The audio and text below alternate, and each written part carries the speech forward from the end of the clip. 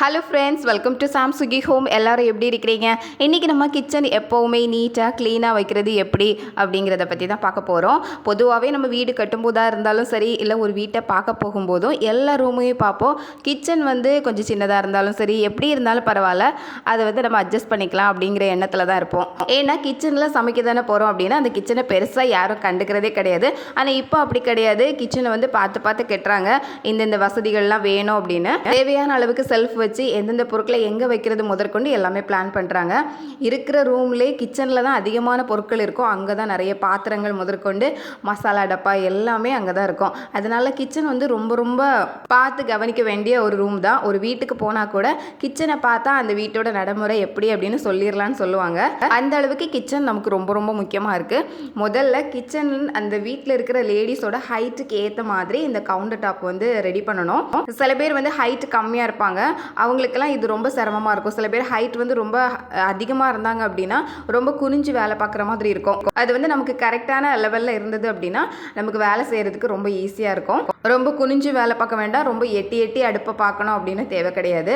அந்த ஹைட் கரெக்டாக இருக்கிற மாதிரி, புதுசாக வீடு கட்டுறீங்க அப்படின்னா அது கரெக்டாக இருக்கிற மாதிரி பார்த்துக்கோங்க. அதுக்கப்புறம் எங்கள் வீட்டு கிச்சனை பொறுத்த வரைக்கும் இந்த மாதிரி ஒரு கார்னரில் தான் இந்த சிங்க் வச்சுருக்கிறாங்க. பொதுவாக இடத்த சேவ் பண்ணுறதுக்காக இந்த மாதிரி பண்ணிடுவாங்க. ஆனால் இந்த மாதிரி பண்ணும்போது ரொம்ப ரொம்ப கஷ்டமாக இருக்குது. ஒரு கார்னரில் நின்று அந்த இது எல்லா பாத்திரத்தையும் கழுவி எடுக்கிறதுக்குள்ளே நமக்கு முதுகு வலியே வந்துடும். அந்த மாதிரி தான் முதல்ல எனக்கு கொஞ்சம் கஷ்டமாக இருந்து இப்போ பழகி போச்சு. இருந்தாலும் இந்த மாதிரி கார்னரில் வைக்கிறத அவாய்ட் பண்ணுறது நல்லது. இது கடப்பா சிங்க் தான். டெய்லி நம்ம என்னதான் தேய்ச்சி எடுத்தாலுமே அதில் பாசி எப்படியாவது அடுத்த நாள் பாசி வர்ற மாதிரி ஆயிரும். அதனால் இந்த மாதிரி கடப்பா சிங்க் இருந்தது அப்படின்னா டெய்லியுமே அதை நைட்டு நல்லா தேய்ச்சி விடணும். சில்வரில் இருக்கிற சிங்க் அது பார்க்குறதுக்கு நல்ல பளபளன்னு சூப்பராக இருக்கும். என்ன அப்படின்னா அதில் பெரிய பெரிய பாத்திரங்கள் கழுவ முடியாது. பெரிய பாத்திரங்கள் கழுவும் போது நம்ம மேலே தண்ணி படுற மாதிரி இருக்கும். இந்த பிரச்சனை நிறைய பேர் ஃபேஸ் பண்ணியிருப்பீங்க. என்னதான் நம்ம பாத்திரம் கழுவும் போது தண்ணி நம்ம மேலே படக்கூடாது அப்படின்னு கவனமாக இருந்தால் கூட எப்படியாவது நம்ம ட்ரெஸ்லலாம் தண்ணி பட்டுரும். 1/4 மணி நேரம் நின்று பாத்திரம் கழுவி முடிக்கிறதுக்குள்ளே நம்மளே கொஞ்சம் நனைஞ்ச மாதிரி ஆயிரும். இந்த மாதிரி இருந்தது அப்படின்னா ஏப்ரான் யூஸ் பண்ணுறது ஓரளவு அந்த தண்ணி நம்ம மேலே படாமல் இருக்கிறதுக்கு யூஸ்ஃபுல்லாக இருக்கும். இப்போலாம் நிறைய பேர் யூஸ் பண்ணுறாங்க. ஏன்னா இப்போ நம்ம வெங்காயம் கட் பண்ணுறோம், தக்காளி கட் பண்ணுறோம் அப்படின்னா அதோட ஸ்மெல் நம்ம போட்டிருக்கிற ட்ரெஸ்லையுமே வந்துடும். அதுக்காக தான் இந்த ஏப்ரான் யூஸ் பண்ணுறது. ஒரு வேலை பார்க்கும்போது அதுக்கேற்ற மாதிரி ட்ரெஸ் பண்ணியிருப்போம்ல, அந்த மாதிரி தான் இந்த ஏப்ரான் போட்டுட்டு அதுக்கப்புறம் வேலையெல்லாம் முடிஞ்சதுக்கப்புறம் நம்ம துவைச்சி போட்டுடலாம். இங்கே நான் சமையல்லாம் முடிச்சுட்டு பாத்திரத்தெல்லாம் கழுவி வச்சாச்சு. இந்த டைல்ஸ் எல்லாம் க்ளீன் பண்ணுறதுக்கு நல்ல ஸ்க்ரப் வச்சு தேய்ச்சிட்டு இருக்கிறேன். நான் விம் லிக்விட் தான் யூஸ் பண்ணுறேன். இதை ஒரு பாட்டிலில் ஊற்றிட்டு கொஞ்சம் தண்ணியும் சேர்த்துட்டு அப்படியே நம்ம ஸ்ப்ரே பண்ணி விட்டோம் அப்படின்னா எந்த இடத்துல நம்ம துடைக்கணுமோ அந்த இடம் நல்லா பளிச்சுன்னு மாறிடும். கிச்சனுக்கு பொதுவாக இந்த எக்ஸாஸ்ட் ஃபேன் யூஸ் பண்ணுறது நல்லது. அந்த ஃபேன் யூஸ் பண்ணும்போது நம்ம கிச்சனில் வேலை பார்க்கும்போது ஆன் பண்ணி விட்டுட்டோம்னா உள்ளே இருக்கிற புகை, ஹீட்ரு இது எல்லாமே வெளியே போயிடும். இந்த எண்ணெய் பீஸுக்கெல்லாம் ரொம்ப அதிகமாக வராது. இப்போ அது வெளியே போகிறதுக்கு வழி இல்லை அப்படின்னா கிச்சன்லேயே அது இருக்கிற பொருட்கள் மேலே தேங்கி கிச்சன் இன்னும் ரொம்ப எண்ணெய் பீஸுக்கு ஆற மாதிரி இருக்கும். அந்த விம் லிக்விட் அப்படியே ஸ்ப்ரே பண்ணிவிட்டு எல்லா இடமும் தேய்ச்சி எடுத்துட்டேன். அப்படியே கேஸ் ஸ்டவையும் க்ளீன் பண்ணணும். இது சில்வர் கேஸ் ஸ்டவ் தான், அதனால் ஸ்க்ரப் வச்சு தேய்ச்சிட்டு அப்படியே கழுவி விட்டோம் அப்படின்னாலே ஏதோ பாத்திரம் கழுவுற மாதிரி ரொம்ப ஈஸியாக வந்துடும். கிச்சன் எப்போதுமே க்ளீனாக வைக்கிறது ரொம்ப ஈஸி தான். அது நம்ம கையில் தான் இருக்குது. முதல் விஷயமே உடனே வேலையை முடிக்கிறது. இதுதான் கிச்சனில் ஏதாவது ஒரு வேலையை நம்ம பெண்டிங் வச்சிட்டோம் அப்படின்னா அதுக்கப்புறம் அது திரும்ப திரும்ப நமக்கு இன்னும் அதிகமான வேலையை கொடுக்குற மாதிரி இருக்கும். இப்போ ஒரு மசாலா டப்பாவை எடுத்தோம் அப்படின்னா உடனே அதே இடத்துல வைக்கிறது. இடம் மாற்றிட்டே இருந்தோம்னா நமக்கே கன்ஃபியூஸ் ஆகும். எது எங்கே இருக்குன்னு தேடுற மாதிரி ஆயிரும். எல்லாத்துக்குமே ஒரு ஒரு இடம் செட் பண்ணி வச்சுக்கோங்க. இந்த டப்பாவா இது இதில் தான் இருக்கும். டெய்லி யூஸ் பண்ணுறதுக்கு நமக்கு ரொம்ப ஈஸியாக இருக்கும். அதுக்கு ஒரு இடம் செட் பண்ணிக்கோங்க. அதுக்கப்புறம் எடுத்த பொருளை எடுத்த இடத்துல வச்சுருங்க. எந்த வேலையாக இருந்தாலும் உடனுக்குடன் முடிக்கிறது. டீ போடுறோம், காஃபி குடிச்சதுக்கப்புறம் உடனே அந்த கப்பு பாத்திரம் எல்லாத்தையுமே கழுவி வச்சிட்டோம்னா அந்த வேலை அதோட முடியுது. இது நம்ம அப்புறம் செஞ்சுக்கலாம் அப்படின்னு போட்டு வைக்கும்போது அடுத்த வேலையும் ரொம்ப அதிகமாயிரும். திரும்ப நமக்கு அவ்வளோ வேலையும் செய்யணுங்கும் போது ரொம்ப சிரமமாக தெரியும். சமையல் செய்யும்போது நம்ம ரொம்ப நேரம் நின்று சமையல் பண்ணுறதுனால திரும்ப அதெல்லாம் முடிச்சுட்டு மறுபடியும் ஒரு கிளீனிங் வேலை இருந்தது அப்படின்னா நமக்கு ரொம்ப கஷ்டமாக இருக்கும். அதனால் அப்படியே போட்டுட்டு போயிடுவோம். ரொம்ப டயர்டாக இருக்குது அப்படின்னு திரும்ப மறுபடியும் அடுத்த சமையலுக்காக உள்ளே வரும்போது இதையெல்லாம் மறுபடியும் க்ளீன் பண்ணுற மாதிரி இருக்கும். அதுக்கு வேற டயர்டாகுவோம். இதுக்கு நம்ம வேலையை பெண்டிங் வைக்கவே கூடாது. சமையல் வேலை நடந்துட்டு இருக்கும் போதே இன்னொரு பக்கம் நம்ம கிளீனிங் வேலையும் சேர்த்தே செஞ்சுட்டு இருக்கணும்.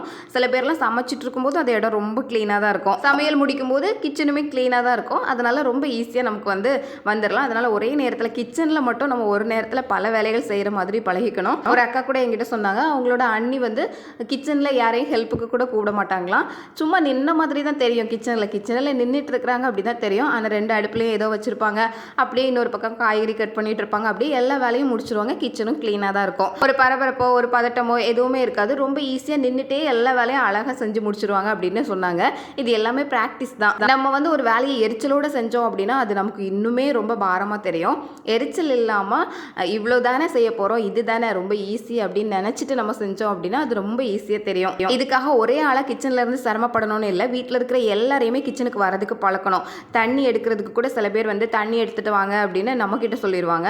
தண்ணி வேணும்னா கிச்சனில் போய் எடுத்து குடிக்கிற மாதிரி எல்லாத்துக்குமே பழக்கணும். கிச்சனுக்கு எல்லாருமே வரணும். கிச்சனில் என்னென்ன வேலை இருக்குன்னு எல்லாத்துக்கும் தெரியணும். ஒருத்தருக்கு முடியல அப்படின்னா இன்னொருத்தருக்கு செய்யறதுக்கு தெரிஞ்சிருக்கணும். ஒரே நேரத்தில் எல்லாரும் கிச்சனில் நின்னோம் அப்படின்னா ஒவ்வொருத்தரும் ஆளுக்கு ஒரு வேலையை முடிச்சுட்டு ரொம்ப ஈஸியாக சீக்கிரமாக வெளியே வந்துடலாம். எல்லாரும் சின்ன சின்ன வேலையை ஷேர் பண்ணிக்கும் போது அது ரொம்ப ஈஸியாக இருக்கும். நம்ம மட்டும் தான் கிச்சனில் நிற்கிறோம் அப்படின்னு தெரியாது. நம்ம மட்டும் தனியாக நின்று இந்த வேலையை செய்கிறோமே அப்படின்னு ஒரு எண்ணம் நமக்கு வராது. அடுத்தது கிச்சனில் சில பொருட்களை வந்து நம்ம தூக்கி போடுற மாதிரி இருக்கும். இப்போ ஒரு பாத்திரம் வந்து உடஞ்சி போச்சு, கீரல் விட்டு போச்சு, நெளிஞ்சு போச்சு அப்படின்னா அந்த பாத்திரத்தெல்லாம் மாற்றுறதுக்கு பாருங்கள். எப்படி நம்ம மற்ற ரூமை கேர் பண்ணி பார்த்துக்கிறோமோ அதே மாதிரி தான் கிச்சனுமே.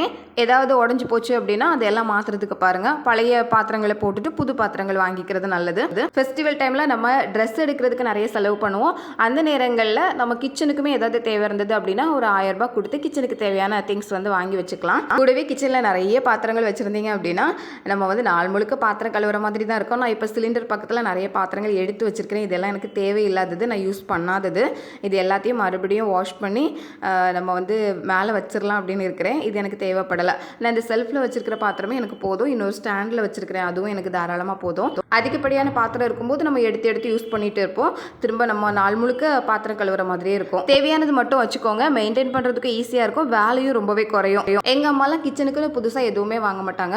இருக்கிற டப்பா, எந்த டப்பா வந்து காலி ஆகுதோ அதுக்கு ஏற்ற மாதிரி அதில் ஏதாவது மசாலா டப்பா போட்டு வச்சுப்பாங்க. எல்லாம் ஒரே மாதிரிலாம் இருக்காது, விதவிதமாக தான் இருக்கும். அதெல்லாம் வாங்குறதுக்கு அவங்களுக்கு இன்ட்ரெஸ்ட்டும் கிடையாது. இதுக்கு எதுக்கு வீணாக பணம் செலவழிக்கணும் அப்படிங்கிற மாதிரி தான் நினைப்பாங்க. ஆனால் இப்போ நீங்கள் வந்து வேலை பார்க்குறீங்க அப்படின்னா காலையில் அவசரமாக வேலை செய்ய வேண்டியிருக்கும். அப்போ அதுக்கு தேவையான பொருட்கள் நம்ம வாங்கி தான் ஆகணும். இப்போ வெஜிடபிள் கட்டர்லாம் வாங்கி வச்சுட்டிங்கன்னா ரொம்ப ஈஸி. எல்லா வெஜிடபிளையும் காய்கறியெல்லாம் ஒரே நேரத்தில் போட்டு ஒரு தட்டு தட்டுனா எல்லாமே அப்படியே ரொம்ப ஈஸியாக ஒரே மாதிரி நறுக்கி வந்துடும். அவசரமாக நமக்கு இன்னொரு வேலை இருக்குது அப்படிங்கும்போது இந்த வேலையை நம்ம சீக்கிரம் முடிக்கணும். அதுக்காக கொஞ்சம் செலவு பண்ணி ஒரு வெஜிடபிள் கட்டர் வாங்கி வச்சுக்கிட்டோம் அப்படின்னா நமக்கு வேலை ஈஸியாக இருக்கும். அந்த மாதிரி எதாவது தேவைப்பட்டது ரொம்ப அவசியமாக இருக்குது அப்படின்னு தெரிஞ்சால் கண்டிப்பாக வாங்கிக்கோங்க. நான் பாத்திரம் வைக்கிறதுக்காக இந்த மாதிரி ஒரு ஸ்டாண்ட் வச்சுருக்கிறேன். இது எங்கள் அம்மா வாங்கி கொடுத்தது தான். இதில் வந்து எல்லாமே வச்சுக்கலாம். கரண்டி, கப்பு, பிளேட்டு அப்படின்னு சகலத்தையும் அதில் போட்டு வச்சுக்கலாம். பொதுவாக இது வந்து 2 ஆணி எல்லாம் மாட்டி வைக்கிறது. நான் ஒரே ஆணியில் மாட்டி வச்சுருக்கிறேன். இந்த வீட்டுக்கு வரும்போது இந்த ஒரு ஆணி இருந்தது. எக்ஸ்ட்ரா இன்னொரு ஆணி இருக்கணுமா அப்படின்னு நினச்சிட்டு அதில் மாட்டி வச்சுருக்கிறேன். இந்த மாதிரி ஒரு ஸ்டாண்ட் வாங்கிக்கிட்டோம் அப்படின்னா நமக்கு ரொம்ப ஈஸியாக இருக்கும். பாத்திரங்கள் எல்லாம் ஒரே இடத்துல போயிடும். கிச்சனில் இருக்கிற செல்ஃபையுமே முழுக்க க்ளீன் பண்ணிட்டேன். கிச்சன் எப்பவும் க்ளீனாக இருக்கணும்னா 3 விஷயம் தான். ரொம்ப அதிகப்படியான பொருட்கள் இல்லாமல் தேவையான பொருட்கள் மட்டும் வச்சுக்கிறது, அந்த பொருட்களை ஆர்கனைஸ் பண்ணி வைக்கிறது, அதுக்கப்புறம் நமக்கு டெய்லி இருக்கிற வேலைகளை உடனுக்குடன் முடிக்கிறது. இந்த 3ஐயும் பண்ணினாலே கிச்சன் பார்க்குறதுக்கு எப்போதுமே க்ளீனாக ரொம்ப நீட்டாக இருக்கும். வேலையெல்லாம் முடிச்சுட்டு நான் டீ போட்டு குடிக்கிறதுக்கு ரெடி ஆயாச்சு.